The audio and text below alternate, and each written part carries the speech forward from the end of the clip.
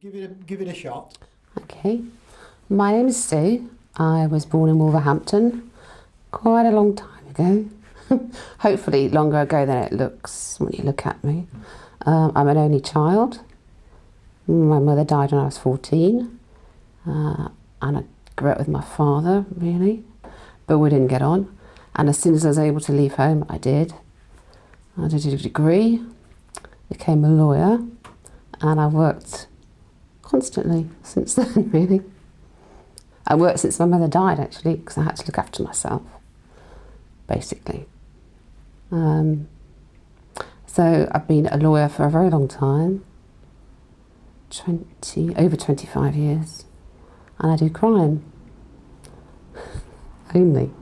But it can worry doctors quite often. I did kind of try and scare them when I was having my last procedure, but I have to always confess that it's crime, not medical negligence. And in 2011, I discovered I had breast cancer. Overall, how do you see this journey that you've been on? Has it changed you as a person? There have been times when it was horrible, when it was painful, when it was frightening, but yes, it's changed me for the better, I think. I think I'm stronger and I'm happier. Well, that's good. So overall, something's positive come out of an adverse situation. Yes, and it's not me looking for something positive. You know, there must be something positive to come out of all of this. It just is. Yeah, that's that quite way. interesting. You're not necessarily reaching for it, No. but it's come to you automatically. Yes. Which may imply that for others who were at the beginning of their cancer journey, something positive might come out for them too. Yes, but I wouldn't actually say that to somebody at the beginning of their cancer journey because they might just hit you. They've got all those difficult steps to take. They have, yes. And a lot of it takes adversity. time. And things can happen that are untoward, like complications and such like. Yes.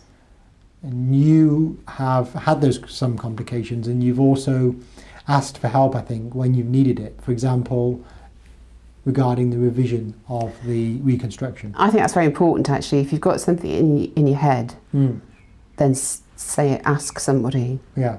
You know, whatever you might think it's a niggling little thing. Like if I go back right to the beginning, and I got a niggling little thing that was touching my underwiring of my bra, I might not be here now. If I hadn't mentioned to the plastic surgeons that, you know, there were these little things with the implants that they put in that I wasn't happy with, I might still be sitting here with those now thinking, I hate my scars, when actually I don't hate my scars. Yeah. I don't even really see them, so, you know, just say it, I guess.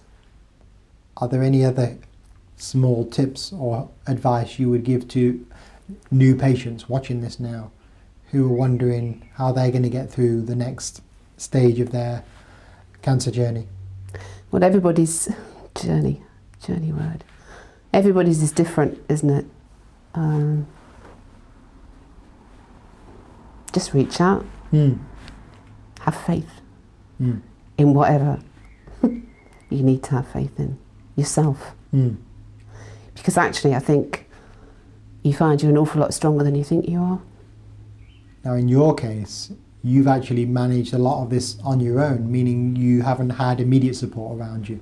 Your friends did rally around at work in that initial period, but They're friends at work and they're friends at home because they're all my friends, but at the end of the day, when I close the door, there is only me. Yeah, so it's an important story you've given, because we sometimes assume people have family around when a lot of people are in your situation without that immediate family.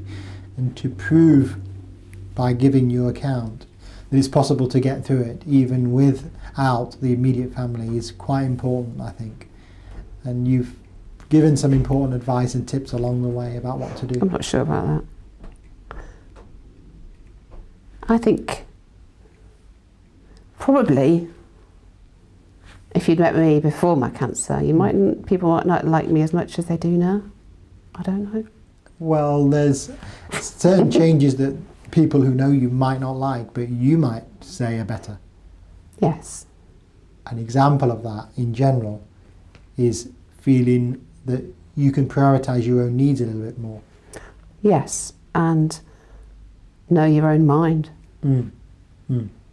really, because it is a short life, and there's no point doing things that you're not happy about. You can reprioritise what's important for you. Yes. So those are things that can come from the adjustment to a difficult, life-threatening illness, which may be unanticipated, but can result in a positive change. And I mean, again, only it's for me. I remember when I was first going to the breast care clinic, and they said, "Oh, you count a year out of your life really for your treatment." Well, it's 3 years now. That's obviously because I chose to have reconstructive surgery, but it didn't. Looking back on it, it didn't seem that long. Yeah. And you get to the end of it. I've gotten to the end of it. What do you see in the future for yourself now? Finishing off my reconstruction. So I had my nipple reconstruction 2 weeks ago. Mm-hmm. So getting my tattoos and then just being me again. Do you feel your routine is nearly back to normal now? It is back to normal. It is back to normal. I'm like the little hamster back on a big wheel again. Well, that's good to hear. I'm pleased that you. I'd love to be a millionaire. Then I could be sailing off around the world. I can tell you that, but no. I go to work. Well, look, I'm inspired by your journey for various reasons, including that major thing that you've coped with a lot of this on your own. But I'm also inspired by the fact that your friends at work rallied round and did support you in a kind of structured way without really being asked, which just shows what can happen if you let people know that, you know, you are suffering or what's happening to you. So thanks for coming in today and sharing your story. I wish you all the best for the future. Thank you. Thank you.